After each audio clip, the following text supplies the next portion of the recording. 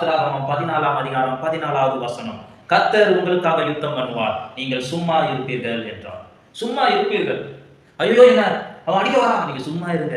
எனக்கு விரோதமா பொய்யா பேசுறான், சும்மா இருங்க. எனக்கு விரோதமாக எழுப்பி வரான், ஊழியம் செய்யறாங்க தடுக்கிறான், பொய்யாக பரப்பி கொண்டு இருக்கிறான், அழித்து விடலாம், தனியாக இருக்கிறான் என்று நினைக்கிறான். ஆண்டவர் சொல்லுறார், நீங்க சும்மா இருங்க. ஐயோ தொழில்ல எனக்கு விரோதமா போட்டிக்கு வந்து எனக்கு விரோதமாக செயல்படுறான், செய்வினை செய்யறான், முடக்கிறாங்க நினைக்கிறாங்க, மந்திரவாதிகளை எழுப்பி விடுறாங்க, மனிதர்களை எழுப்பி விடுறாங்க, அவமானப்படுத்த பாக்குறாங்க.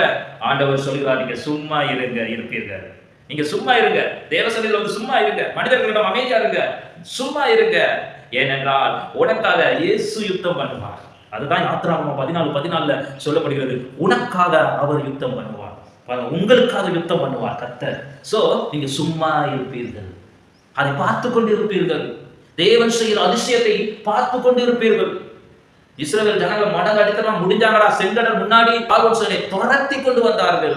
ஆனால் ஆண்டவர் சொல்றார், அவங்களை கண்டு பயப்படாதீர்கள், நீங்கள் சும்மா இருங்க, யுத்தம் எனக்குரியது.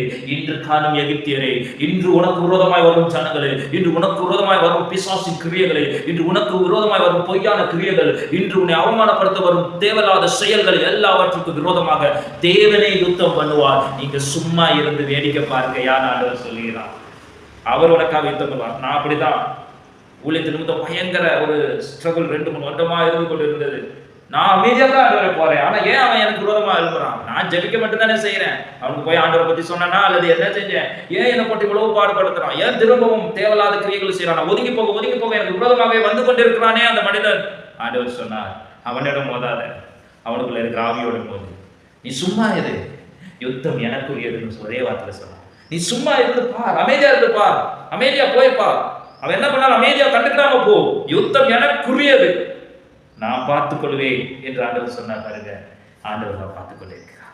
யுத்தம் அவருக்குரியன்னு சொல்லிட்டாங்கன்னா இனி உனக்கும் அவங்களுக்கும் அல்ல, உனக்கும் பிசாசுக்கும் அல்ல, உனக்கும் அந்த பிரச்சனைக்கும் அல்ல. யுத்தம் பிரச்சனைக்கும் தேவனுக்கும் தான். அவர் பார்த்துக் கொள்வார். நீ ஓரமா ஒதுங்கி ஏறுன்னு ஆண்டவர் சொல்றாரு. அதுதான், நீ சும்மா இருந்து வேடிக்கை பாரு.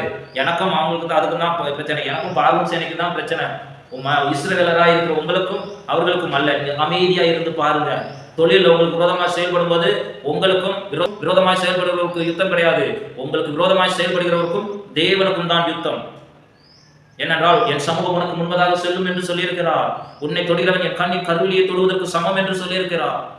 அப்படிப்பட்ட தேவன் உனக்கு முன்பதாக இருக்கும் பொழுது அவருக்கும் உனக்கு விரோதமாக வருகிற பிசாசின் கிரியைகளோ, பிசாசோ, ஊழியத்துக்கு விரோதமாக வருகிற கிரியைகளோ மற்றும் தேவையில்லாத கிரியைகளோ, அதற்கும் தேவனுக்கும் தான் யுத்தம். நீ அமைதியா இருந்து வேடிக்கை மட்டும் பார். உங்களுக்காக கர்த்தர் யுத்தம் பண்ணுவார், நீங்கள் சும்மா இருப்பீர்கள்.